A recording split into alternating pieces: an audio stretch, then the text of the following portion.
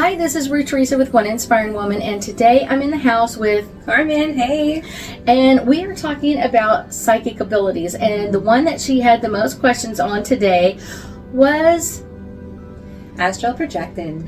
I think astral projection is the ability that scares people the most. Yes. It's one of those, it's something that feels like out of body experience. It feels like creepy.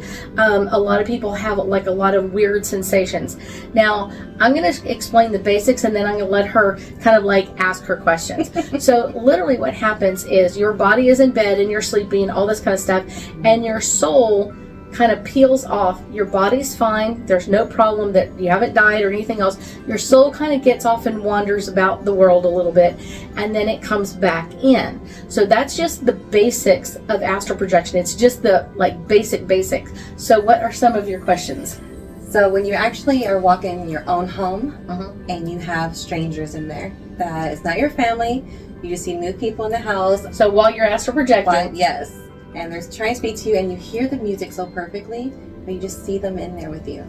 So really what's happening is when you astral project, because you are in almost a different dimension of the world, and it's one of those, so you're more easily able to see ghosts, angels, guides, all that kind of stuff. So it's not necessarily something scary.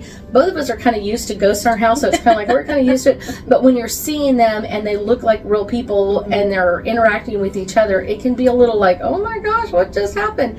Doesn't mean that it's bad, just means like, yeah, I'm gonna, you know what I'm saying, like communicate with them.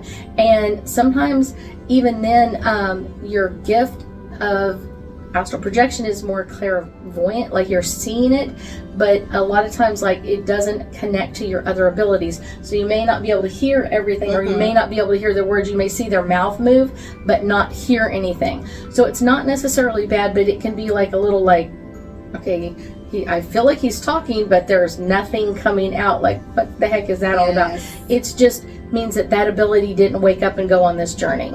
And what is it when you hear a certain song in your dream, like not in your dream, sorry, when you're astral projecting, you're walking around, but you hear it like your radio's on right next to you, but you have nothing on in your room at all, you're completely out, silent in the house, and you wake up, you're like, you search the words of the song and you find the song, and why was I hearing this song? Well, a lot of times, like I grew up in a Catholic church, and so a lot of people would be like, you know, the chorus of angels sing this song. Well, there's other choruses that sing other songs, or that music may have a message embedded in it. So then I will go and research like what are the words of the song, and then I'm going to read them very carefully. I may even listen to the words as I'm hearing the song, kind of like what are the, like, is there any hidden messages or anything that just kind of like, this phrase pops out to me, or I really need to think about this in some different way. So I kind of like, what else do I need to know, or what other information is embedded in the song? Because the weirdest one that has happened is when I saw myself walking through the cemetery, so my mother had just passed,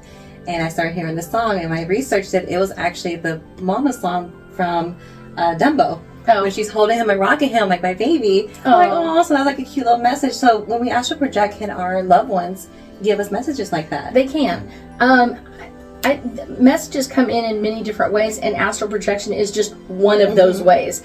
Sometimes they'll just meet us in a dream, and they're just like coming at us like, hey, I want to tell you this, or hey, heads up, this deal's not going to go through, or you should think about this. So a lot of times they're just coming through with messages for us. Yes. Not bad, not good, just like, here's the information that I see from this side. And sometimes it can be scary, depending on what's on the other side for us. How can we pull ourselves back in to get ourselves to wake up instead of staying there and just like freaking out?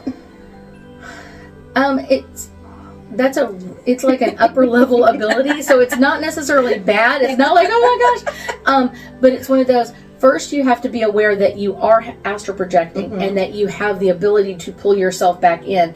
But it takes a little bit. It's like, if you've ever woken up in a dream and you're kind of like, is this a dream or is this real? That kind of gives you the insight you can do this, but it's kind of different. So it's kind of like, you'll wake up and you're like, was that live or was that a dream? And astral projection can be the same way, but once you realize like, I am astral projecting and I want to go back home, it'll instantly like, pop you right back in. So I thank y'all so much for joining us today, and I know that we'll be talking again soon.